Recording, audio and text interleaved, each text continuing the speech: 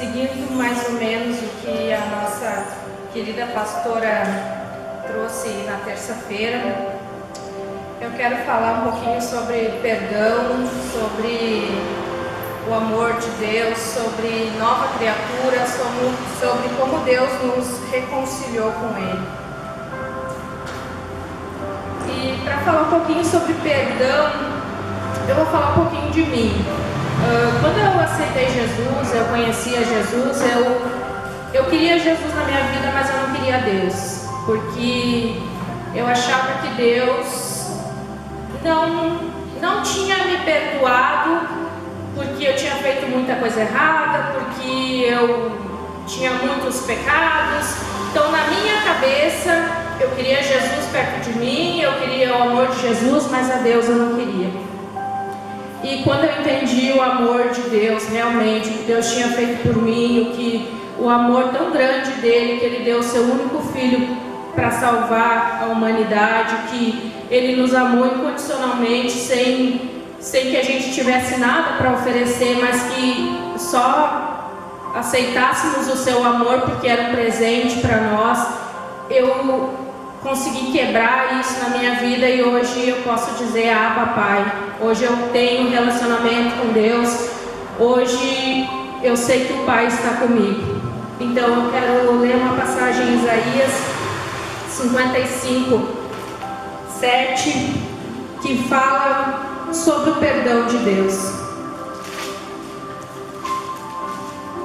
O quanto o perdão de Deus quando a gente entende o significado do perdão, a nossa vida fica mais fácil, porque você sabe que depois de tudo que Jesus fez, depois de tudo de Deus ter se doado dessa maneira, você não tem como não perdoar as pessoas. Você tem esse dever de não viver com esse peso. Se alguém te fez alguma coisa, deixa pra lá, ora, peça perdão, libera perdão, porque você vai viver muito melhor, você vai viver muito mais feliz, você vai ter paz, a paz de Deus. Então eu vou ler o 7. Abandone o ímpio seu caminho, e o homem mau as suas maquinações, e volte para Yahvé, pois ele terá misericórdia dele. Retornai ao nosso Deus, pois ele de bom grado ele dá de bom grado o seu perdão. Então ele não nos pede nada. Ele joga os nossos pecados no mar do esquecimento e lá fica. E você passa a viver uma nova vida a partir daquilo. Dali para frente, sem lembrar. Você sabe que tem um passado, mas que aquilo não vai mais te trazer vergonha, não vai mais te trazer feridas, porque Deus vai trabalhar tanto na tua vida, no teu coração, que Ele vai te curar de tudo isso. E para continuar falando sobre isso, eu quero ler Romanos, assim como o pastor leu. Eu acho que o livro de Romanos, ele fala muito com a gente, ele tem muitas passagens importantes para nós, que nos ensina muito. Então eu quero ler Romanos 8:1. Porquanto agora nenhuma condenação há para os que estão em Cristo Jesus. Então nós não temos mais condenação, nós não temos mais a condenação do pecado, a condenação de apontar e dizer: você pecou. Não que somos perfeitos, não somos, vamos pecar, vamos errar todos os dias, a gente erra, porque somos humanos ainda temos um corpo de carne, apesar de termos uma nova vida no Espírito, mas ainda somos carne, e é uma batalha todos os dias no Espírito contra a carne. Então, mas a gente não tem mais essa condenação. Nós sabemos que podemos viver livre, que hoje somos livres, porque vivemos uma nova vida no Espírito. E para continuar, eu quero continuar lendo Romanos 13 ao 16. 8, 13 ao 16.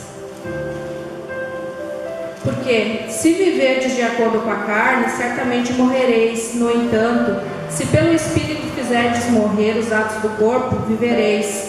Porquanto todos os que são guiados pelo Espírito de Deus são filhos de Deus. Pois vós não recebestes um espírito que vos escravize para andardes uma vez mais atemorizados, mas recebestes o Espírito que o adota como filhos, por intermédio do qual podemos chamar Abba Pai. O próprio Espírito testemunha ao nosso espírito que somos filhos de Deus. E isso é tão maravilhoso porque hoje somos guiados pelo Espírito Santo. É Ele que nos dá a certeza que somos filhos, que fomos adotados como filhos, que temos um Pai esperando por nós, que a nossa vida não é aqui, que aqui é uma pequena passagem, mas que nessa passagem nós temos o dever de levar a palavra de Jesus. Então, quando o pastor me pediu, na hora eu disse sim, eu trago a palavra. Mas aí depois eu comecei a pensar, nossa, que responsabilidade. Mas ao mesmo tempo eu pensei, não, eu tenho a responsabilidade como embaixadora de Cristo de levar a palavra do Senhor. Porque na palavra diz que a gente precisa, que Deus nos deu a palavra da reconciliação. Deus nos deu o Espírito Santo para que a gente levasse o amor às pessoas, para que a gente levasse a reconciliação às pessoas, para que elas entendessem do amor de Deus. E esse é o que a gente veio fazer na terra, falar de Jesus para as pessoas, falar do amor de Jesus. É isso que Deus espera de nós, como filhos, é que falamos do seu amor, para que as pessoas venham querer ter esse Abba Pai como consolo de todos os dias. Porque muitas vezes a gente não tem na família, não tem muitos amigos, talvez você não tenha muitos amigos, você não tem uma família tão próxima, você não tenha o carinho dos seus pais, eu não sei, porque eu tive uma vida muito difícil também. Mas quando eu entendi o amor de Deus, tudo isso para mim passou a ser banal, não é mais importante, porque eu tenho um amor maior hoje, que me ama incondicionalmente. Isso é o mais importante, isso é o que nos motiva a continuar todos os dias. Eu quero ler também 2 Coríntios 5:17.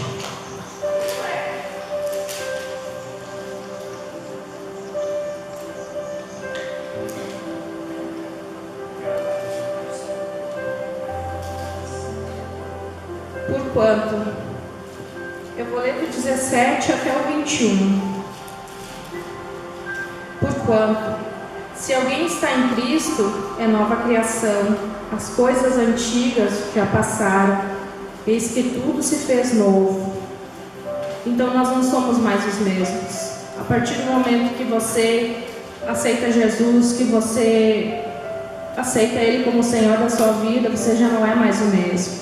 A partir daí as mudanças começam a acontecer. E o melhor de tudo é que você começa a ter uma nova vida diferente, que às vezes você pensa assim, tá, mas eu não era assim. Como que isso está acontecendo? E daí você entende que essa é a nova vida no Espírito que o Senhor nos dá. Ele nos traz uma paz que não tem entendimento humano.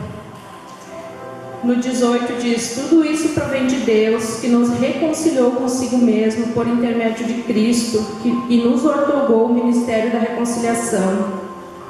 Pois Deus estava em Cristo reconciliando consigo mesmo o mundo, não levando em conta as transgressões dos seres humanos, e nos encarregou da mensagem da reconciliação. É como eu falei, essa é a mensagem que devemos levar às pessoas, a reconciliação com o Pai. A reconciliação do mundo com o Pai, porque as pessoas hoje estão focadas tanto nas coisas do mundo que elas esquecem de Deus, elas deixam Deus para depois. Ah, se eu tiver um tempo, se der eu vou, se der eu leio a Bíblia, se der eu vou orar. Mas a gente precisa pôr Deus em primeiro lugar na nossa vida, porque quando você coloca Deus em primeiro lugar, o demais é acrescentado. Porque Ele acrescenta tudo na sua vida. Então nada mais vai te faltar.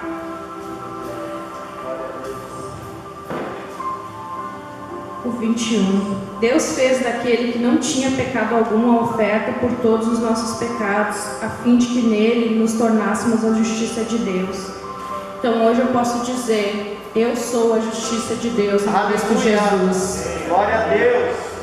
Isso é a palavra de Deus para nós. É o que Jesus nos deixou. somos amados, somos perdoados, somos justos, somos santos. Certo dia nós estávamos na praça, eu e a minha família, todos nós reunidos, e chegou um senhor. E aí ele veio: posso entregar um folheto para vocês? Sim, pode, né?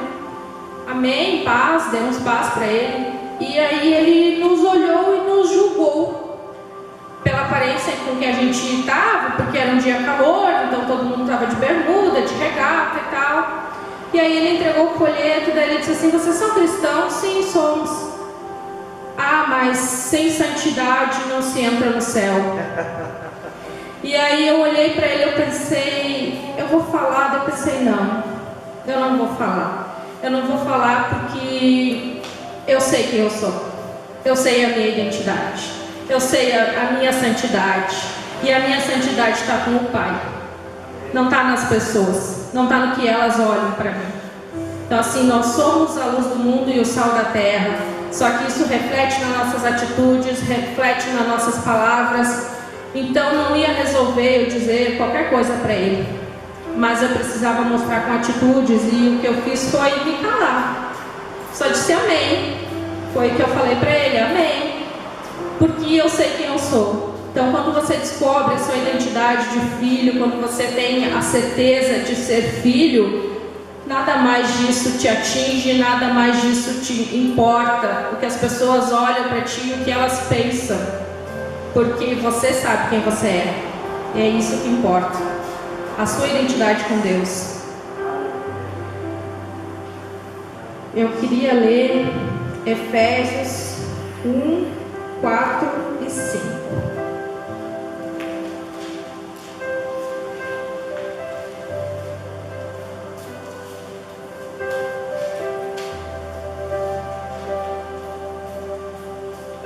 Porquanto Deus nos escolheu nele antes da criação do mundo, para sermos santos e irrepreensíveis em sua presença. Aleluia. E em seu amor nos predestinou para sermos adotados como filhos, por intermédio de Jesus Cristo, segundo a benevolência da sua vontade. Aleluia.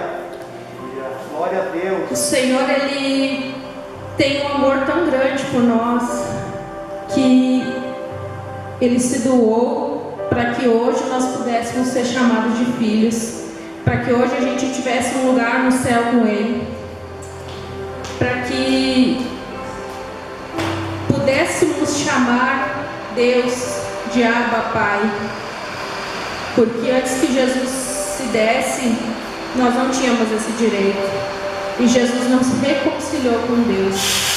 Foi uma aliança que Jesus fez para que pudéssemos ser salvos. E essa é a nossa maior recompensa.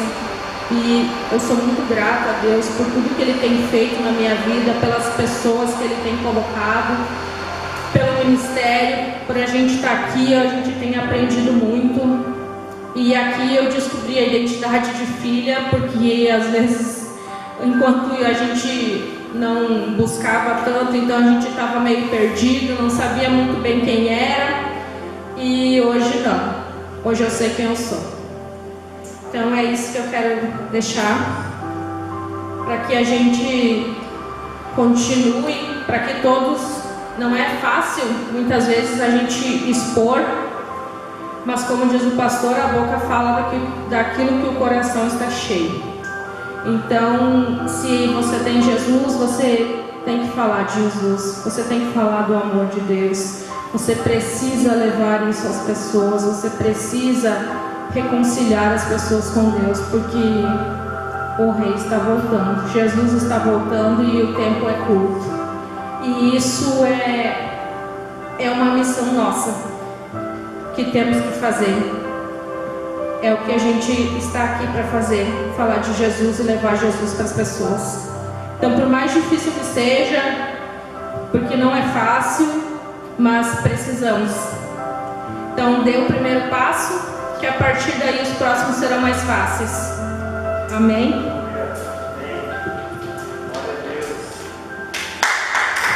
Amém, aleluia. Glória a Deus. Amém. Eu queria que você, para encerrar, eu queria que você abrisse a sua Bíblia no livro de Romanos, no capítulo 8, versículo 31. A palavra de Paulo está fazendo algumas perguntas para nós, amém? E ele diz assim, ele faz perguntas para mim e para você, porque, queridos, nós temos alguém que, como a Joyce falou, temos alguém que nos adotou, na pessoa de Cristo, como filhos.